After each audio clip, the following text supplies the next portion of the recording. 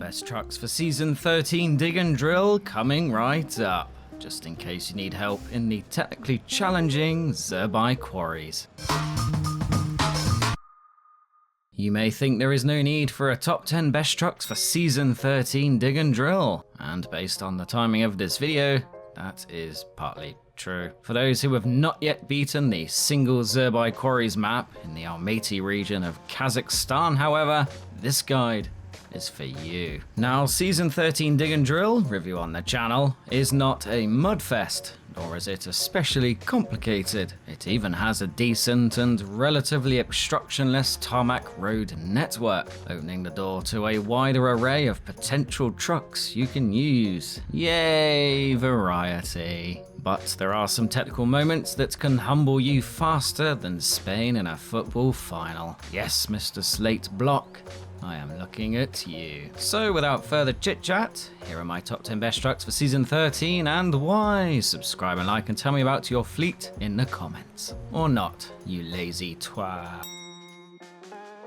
At the start of my best trucks list is one of my favourites, the DAN 96-320, a bouncy beast of raw power with a relatively high up high saddle to aid trailer clearance and active suspension to raise it even further. As such, it is excellent for lugging the oversized cargo out of the main quarry. The DAN 96-320 is also almost immune to random damage, super stable, and relatively short, which can come in handy for those pesky quarry obstacles. Fuel efficiency is good too. Sadly though, there is no roof add-on to bolster the total.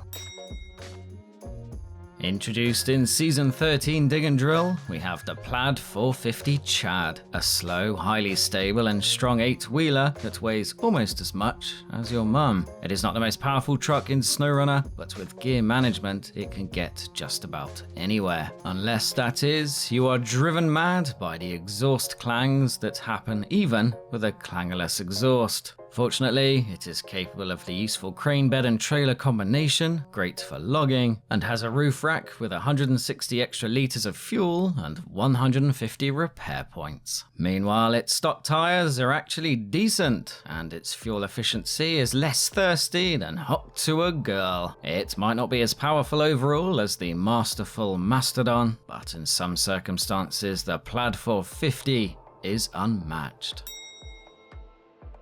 Also unmatched is how long since I have used the Royal BM17, my preferred steed for Alaska, which makes sense given its deep mud performance, well, lack of. For while it has all-wheel drive, it misses diff lock, like I miss not needing an afternoon nap. Then again, the small slice of Kazakhstan has a lot of tarmac, and so its royally noticeable flaws are sliced in half by the sword of speed and the shield of nimbleness. This really is the truck for impatient truckers who love upsetting local law enforcement, providing you can keep it upright.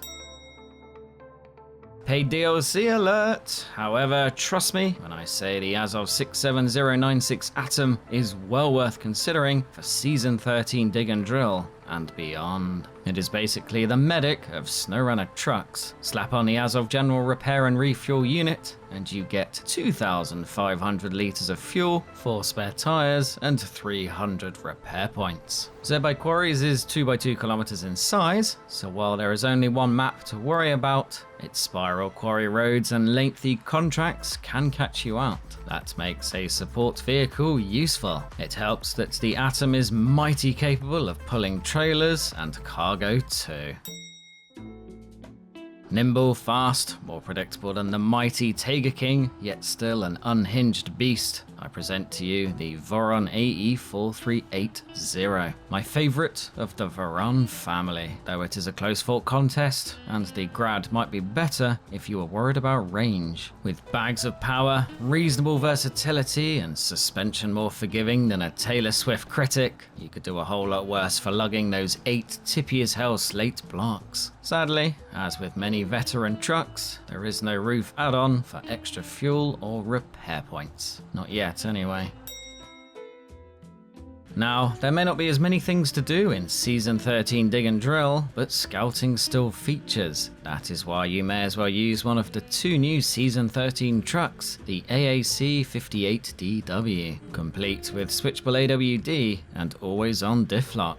Power tool name aside, this unusual looking 4-wheeler has 180 litres of fuel if you equip the roof rack. It's one and only frame add-on. It is not just a range that I like either. The 58DW is speedy, stable, and can equip off-road and mud tyres. A surprisingly satisfying Scout to drive too.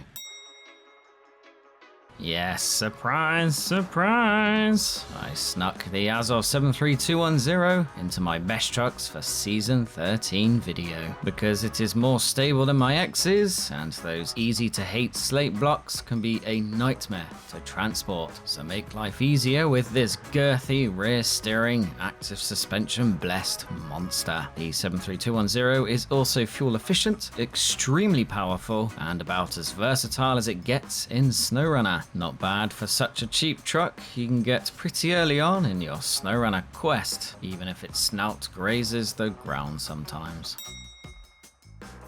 Next in my best trucks for Season 13 roundup is the Tarra T157. This bow-legged wonder from the land of stag doos stays in gear longer than George Russell stays on the podium and can go a long way before it breaks down thanks to a fuel-toting roof rack. AWD and diff lock are switchable, making it more involving to drive and easier to manage fuel usage. There is also a unique looking crane which it can equip alongside its unique cargo bed and a trailer. Or just go crazy with its other unique add-ons, then enjoy pleasing handling deliciousness. Introduced as part of Season 11 Lights and Cameras, the Burlak 6x6 gets the crown for chunkiest Scout in SnowRunner. It really was the Burlak 6x6 that ate all the pies. Being thick does mean it can carry a silly amount of repair points and fuel in the form of various add-ons, giving it an easy peasy time for scouting in Season 13 Dig and Drill. Just do not get too excited about its ability to pull heavy trailers. Trust me. Yes, it can be unstable, but then being a Scout means it has access to an autonomous winch, while those 69-inch off-road tyres make light work of the Almaty region.